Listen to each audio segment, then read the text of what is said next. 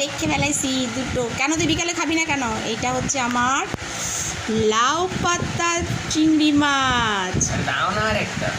কাকে দেবো? হ্যাঁ, এটা হচ্ছে লাউ পাতা চিংড়ি মাছ। ওয়াও, দেখো লাউ পাতা চিংড়ি মাছ। ওহো, দেখি তো কেমন হয়েছে। অসাধারণ অসাধারণ। এটা কাউকে দেওয়া যাবে না, এটা গোলু বলে কোনো ছেলেকে দেওয়া যাবে না। গোলু খাবি?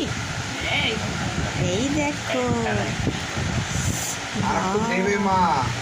কি টেস্টি, দারুণ টেস্ট হয়েছে, দারুণ দারুণ।